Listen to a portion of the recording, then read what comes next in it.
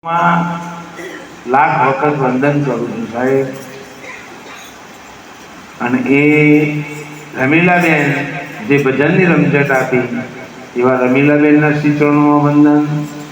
આદરણીય ભગવાનજી સાહેબ, રેવર સાહેબ, મહેન્દ્રસિંહ બાપુ, જયંતિભાઈ સાહેબ, શિવદાદા, કોંતીભાઈ અને અહીંયા સેવા કરતા તમામે તમામ સેવકગણ, માતાઓ, બહેનો, બાળકો, જે કોઈ અત્રે પધાર્યા છે એ બધાના શ્રી ચરણોમાં લાખ વખત વંદન. ફોટોગ્રાફર પાલનપુરથી પધારેલા અમૃતભાઈ, રોમભાઈ અને સાઉન્ડ માસ્ટર નટુભાઈ સરપંચ ડેપોટ, એ બધાએ વર્ષોથી ભેગા થઈ સાહેબ એક નાતો બંધાઈ ગયો છે ને, એ નાતો ભગવાન એમ કેમ પૂરો પાડે ને એનાથી વિશેષ પરમાત્મા પાસે કોઈ માગવું નથી. મારું ભંડવાલ મંડળ આગળ પૂરેપૂરું દેખાય છે. લાલજીભાઈ, મગનભાઈ, ધ્રુવભાઈ, અમૃતભાઈ બધા શ્રી ચરણોમાં લાખ વખત વંદન કરું છું. આવીને અમે બેઠા ને મને ગોવિંદભાઈ એક નિખાલસ ભાવે એક વાત કરી કે અમે તમે 5 જણા ઊભા થઈ અને આ તેરસની જવાબદારી સંભાળી લેતા. સંતનું જીવન એક ઉચ્ચ કોટીનું હોય. પરમાત્મા સમય પણ હોય. જેટલું થાય એટલું મેં કરી દીધું છે અને જેટલું બાકી છે ને એટલું તમે સંભાળો. મારાથી એમનું શરીર કયું કરતું અંદરનો ભાવ છે. અને હું પણ આપને કહું છું કે આપણે વર્ષોથી આજે લગભગ 26-27 વર્ષ થયો ને નટુભાઈ, આપણે 25 વર્ષ થયો. 1 કિલો ઘીથી આ ખાડો હતો. 1 કિલો ઘીની પંચાયતીમાં ચાલુ કરેલો બજાર સાહેબ 10-10 ડબ્બા હોતી. ક્યારે ગોવિંદભાઈ એમ નહીં કીધું કે તમે ખવડાવવામાં પાછી કુંડ કરજો ને, એવું ક્યારે એમના મોઢા આવ્યું નથી અને હજી એ નથી આવી. થાય એમની 56ની છાતી 2 લાખ દેવું હતું એક વખત, તો મને ખબર છે 2 લાખ કડીઓના વાળો માગતો હતો. પણ ગોવિંદભાઈએ ક્યારે પીછેહટ કરી નહીં. તેરસમું ક્યારે જીવું ને ત્યાં સુધી કદી બંધ થવા દેવું નહીં. અને એવા ભાવથી આપણે વર્ષોથી ભેગા થતા આવ્યા છીએ. આપણી ગોઠ પરમાત્માના નાતે, વીર મહારાજના નાતે, મા મેલડીના નાતે બંધોણા છે. અને એ સમય પૂરો થાય ત્યાં સુધી આપણા ભાવ ટકે. આપણે બધા ભેગા થઈ રાત દિવસ એકત્ર થઈ અને આ કાર્ય દીપાઈએ એવા હેતુથી મળ્યા છે. મારો જયંતિભાઈ સાહેબ એક વિચાર, આ બધાને મંજૂર હોય તો હો, અને એમાં મારો એકલો નહીં પણ મારા ભેગા 20 જણા હું કહું નહીં માણસોને લેવા પડે. માત્ર દંડનો 1 રૂપિયો 3 રૂપિયા 12 મહિને એક જણા લેવાના. કેટલા? 365 જણા 65 રૂપિયા એક જ જણના અહીંયા આપણા 13 મિનિટ ચાલવાના છે. બધા એક વાજે હોય આવે છે એ કોઈ 365 રૂપિયા ના લે કે ને 500 આપે. પણ ઓનું એક સર્કલ બનાવવું. 1000 2000 માણસો જો 365 રૂપિયા આપે તો 7,30,000 રૂપિયા થાય. કેટલા? 7,30,000 ને 7,30,000 નું 12 ભાગ્યા તો 60,000 રૂપિયા બાદમાં આવે છે. 60,000 રૂપિયાની તેરસ જાહોદના રીતે આપણે કરી શકીએ છીએ. અને જે 60 રૂપિયા 65 રૂપિયા ના લઈએ ને એ તો પછી ઘડો કહેવાય થાય. એને જીવ્યો તો એ હું અને મળ્યો તો સમ સાહેબ વાત તો આવી હોય. અને એ ભાવના નટુભાઈ વિનંતી કરું છું, જીતુભાઈ કરું છું, ચેતનભાઈ કરું છું. સાહેબ બોમ્બે એકલામાં ગોવિંદભાઈ આજ સુધી ભર્યા છે. લાખો રૂપિયાનો લાવી લાવીને જમાડી છે ગોવિંદભાઈએ તો. પણ હવે એમનાથી ન જઈ શકાય ને, તો એના માટે સગવડ કરવા માટે આપણા જે તેરસની નીતિ છે, જે સંસ્થા કરે છે, સંસ્થા પાન બેલેન્સ એ બધું બે નંબરની એમના ગોળનું જે કોઈ હોય હું આપણો કોઈ લેવા દેવા નથી.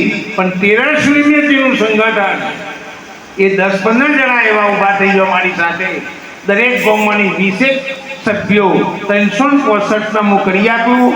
અમે કાલ જતા આપણે શું રવાને પોટ તેરસ બાળી ના બાળી જાય, પણ જેટલું સારું કાર્ય કર્યું હોય. આજે જો અહીંયા ધોબડીમાં કોઈ નથી, તમે રેવડ સાહેબ સાક્ષી છે, મહેન્દ્રજી બાપુ છે, જયંતિભાઈ છે. આજે બેલેન્સ થઈને 2 વર્ષના શનિવાર પેન્ડિંગ થઈ ગયા છે. 2 વર્ષના રોમભાઈ 2 વર્ષના સુધી તો કોઈના પાસે શનિવાર માગવો જ નહીં. અને એમ છતોય દર શનિવારે 1-2 શનિવાર લખાવાવાળા મળી છે. એટલે આપવાવાળા તો ઢગ છે, પણ આનું આયોજન કરવાવાળા કોઈ છે નહીં. તો આ રીતે મારું સંગઠન સંકલન છે. એ બધા સાથ સહકાર આપજો. એમાં રમણભાઈ બારોટને કહું, જીતાભાઈને કહું, ખેડબ્રહ્મા તાલુકામાં 27 સમાજ જ ચૌધરી સમાજમાં ફરી વળીએ ને તો એ આપણે અડધી તેરસો નીકળી ગયેલી. આવતી તેરસ એ 800 સુદ તેરસ છે, 14 મોટી તેરસ છે. એટલે આપણે બધા ભેગા થઈને આ તેરસ કરવાની છે. એટલે જેને તમારા ઓગણ પત્રિકા આવે એ નારસંગા વ્યક્તિગત ના માનતા, નારસંગા વીર મહારાજનું આમંત્રણ છે. આવું સમજી અને તમારા હાથે જે કોઈ અલાયન થાય એ આપજો. આજ દિન સુધી તમે જ કર્યું છે, પછી 26 વર્ષથી ચલાવતો તમે જ આવ્યા છો. બધી સંસ્થાઓમાં 1000 માણસોના જમણવાર હોય છે, એ તમે જ કરો છો સાહેબ, બીજા કોઈ હાલતા નથી. એક વ્યક્તિ તો ક્યારેય કહી શકે નહીં. અને ભગવાનભાઈ સાહેબે કીધું ને કે જેને મોટિવેશન થાય એનું ભગવાન ઉપાડવા વાળા છે સાહેબ. નરસિંહ મહેતાએ કહી દીધું હતું કે મારી પાસે તો જાતનું પાઠા જ છે રેવણ સાહેબ. અને મને પોતાને આપણું કામ એ ભગવાન જ જયંતિ બી કરે છે. હું હમણાં ગાડી લેવા જો મારા પાસે બિલકુલ 21,000 ગયા હતા. હું કોઈ શરમ ના રાખું, ભગવાનભાઈ સાહેબ સાક્ષી. 4.5 લાખ રૂપિયાની ગાડી લીધી બહાર આવ્યો ને, મને એમ થયું કે આ પૈસા 15,000 કેશ શોધી પડે. પણ ભરવાવાળાએ મળ્યા અને ના લેવાની શરત ભરી દીધા, લોન ના કરવા દીધી મને. તો મારો ભગવાન નહીં આવે, મારો ભગવાન નહીં. એ પૈસા ગાડી આખી બેન મને લઈ આવી, મને પોતાની ખબર નહીં કે આ પૈસા કને આવ્યા.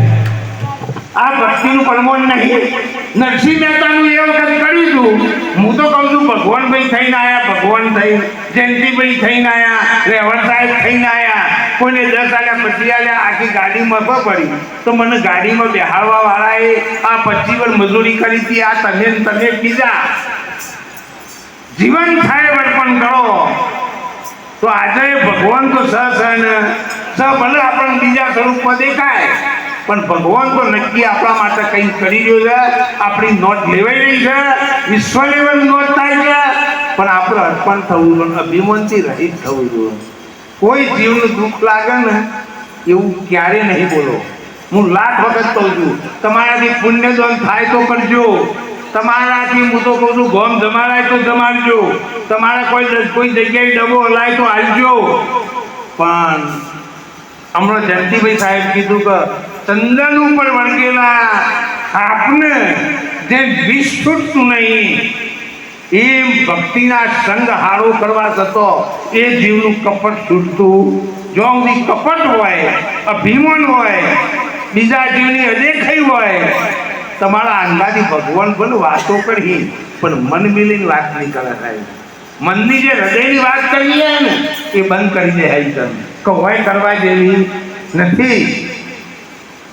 ઓખ મિલઈને પરમાત્મા સંગતનો નાતો જેમ નરસિંહ મહેતાની પરમાત્માએ હોબરી, મીરાબાઈનું ઝેર પીવા માટે પરમાત્મા આવ્યો, અને સુંદરવા તેલના કળાયામ પડ્યો એ વખત આવ્યો. સાહેબ જે સંતોની જરૂર પડી ને ત્યારે અંતરથી પોકાર્યો ને ત્યારે કોઈ પરમાત્મા આયા વગર જો નહીં. પણ રામદેવપીર મહારાજ સગુનામ જ્યારે જરૂર પડી ને એ વખત રામદેવપીર મહારાજ એ વનવગરાની વાટી પોતાનો ભોણિયો મરવાનો હતો ને પોતાનો ભાઈ થઈને લોભદેવી થઈને પણ જો હાજર ખ્યાતા એટલે યાદ રાખજો. આજે આવે અંબે થઈને આવે, શેઠી થઈને આવે, શિકોતર થઈને આવે, હું તો કહું છું ભોગ મહારાજ થઈને આવે, પણ તમારું કાર્ય કર્યા વગર નહીં.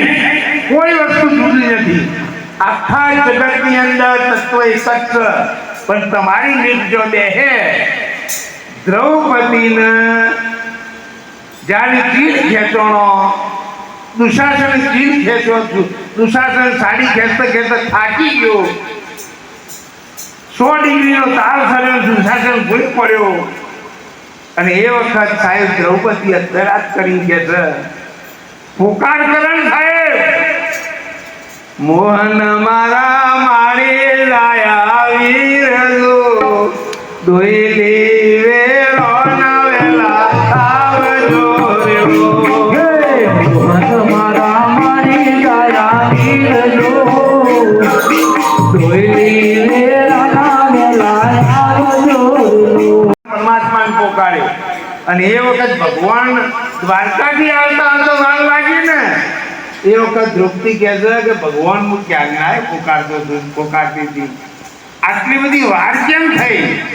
કે દ્રૌપદી, હું તારા અંતરમાં હતો, પણ તી મને ધાર્યો તો દ્વારકામાં, તો મારો પરમાત્મા દ્વારકાની અંદર પડેલો છે, તો દ્વારકાથી આવતા તો કોઈ વાર તો થાય છે. જો અંતરમાં ધાર્યો હોય તો તરત પ્રગટતો, એટલે અંતરમાં એટલે આપણા આસપાસમાં જો ધાર્યો હોય તો ઈમોની પ્રગટ થાય. જીતુભાઈનામાં ભગવાન દેખવાથી ઈમોની પ્રગટ થાય, રમણભાઈનામાં દેખવાથી ઈમોની પ્રગટ હોય, નટુભાઈમાં દેખવાથી ઈમોની પ્રગટ હોય. પણ જો આપણે દ્વારકાની અંદર ધાર્યું, આપણે હરિદ્વારની અંદર ધાર્યું, તો એથી આવતો વાર લાગે. એટલે અંતરના પરમાત્માને તમે મોયથી સાહેબ પોકાર કરજો. અને રોમજી બાપુ તો કહેતા કે ગાડલું પાથરજો, હૃદય ઓઢજો. સાહેબ એટલે વાક્ય મહાપુરુષનો બિલકુલ અભણ, કંઈ ભણ્યા નહીં, અને એ માણસ કહેતા હોય ગાડલું પાથરજો, હૃદય ઓઢજો, અને મોય બેઠા બેઠા પછી રોમ રોમ કરજો. એક દાખલો છે મને અડધો યાદ છે કે સિદ્ધપુરમાં બાપજીએ તપ કર્યું ભગવાનજી સાહેબ, અને એક બ્રાહ્મણ ભાઈ જ્યારે એમની સેવા કરી હાથદંડ ને કરતા સાહેબ નદી મળી 6 મહિના સેવા કરી. 6 મહિના સેવા કર્યા વખતે બેન ગરીબ હતી, કાયમ બાપજીની સેવા કરતી હતી. ને કરતા નદી મળી મુઠ્ઠી ભરી અને સાહેબ આલી આખો પથરો હતો ને એ નેકળ્યા પછી હોનાનું થઈ ગયો હતો. બેન રોવા લાગી હતી, તરેરે મને આવા મહાપુરુષ મળ્યા એ મેં ઓળખ્યા નહીં. અને આપણા બધાને એવું જ થયું સાહેબ, કોઈને ઓળખ્યા નહીં. અરે રે આટલા વિશ્વનું સંચાલન ચલાવવાળી શક્તિ પરિબ્રહ્મ પરમાત્મા કોક સ. એટલા હું કહું છું કે તમે બોલતા પહેલા લાખ વખત વિચાર કરજો. કઠોર શબ્દ કાઢવો એના કરતા તો જયસિંહ બાબાજી તમારી જીભને કાપી નાખવાનું. બીજા જીવને દુઃખ લાગે એવું બોલવું એના કરતા તમારી જીભને કાપી નાખો. જયસિંહ બાપા તો એટલા સુધી કહેતા કે તમારા માટે કોઈ કોટા પાથરે તો એના માટે તમે ફૂલ પાથરજો. ઓમાં બધી ભક્તિ ના આવી જાય. રીતાબેન, આટલું જ વાક્ય જો પાડીએ આપણે તો જીવનનો બેડો પાર થઈ જાય હોય. કોઈનાથી બોલવા જેવું નહીં. ઘરમાં, બહાર, હગો, વાલોમાં, કુટુંબમાં, જંતીભાઈ પરિવારમાં કોઈના અંગાથી રકાજકી કરવા જેવી જ નહીં. તમે કહો ને મેં કોઈ કોમ પૂરતી વાત રાખી અને જેમ હોયના નાકામાં દોયરો નીકળી જાય એમાં સંસાર પૂરો કરીને આપણે નીકળવા જેવું થાય. આટલું કંઈ મારી હોવાની વિરામ આપું છું. કોઈ જગ્યાએ ભૂલ થઈ હોય, મારા કઠોર શબ્દો પડ્યા હોય તો આરતી તેરસની ખાસ ધ્યાન રાખી બાપજી આવી શકે ના આવી શકે, પણ બીજા 5-6 માણસો આપણે એવા નક્કી કરીશું તો આવતી તેરસ મોટી હોવાથી આપણે બધા સાથ સહકાર આપી અને આવનારું 14નું ભોજન અને મહાવીરના આ નવચંડી યજ્ઞ દિવસ થશે. આખો દિવસ જે માહોલ રહે એ બધાએ ભેગા થઈ અને આપણે કરવાનું છે. આટલું બધા ધ્યાનમાં રાખજો. બોલો કૃષ્ણ કનૈયા સદગુરુ દેવ.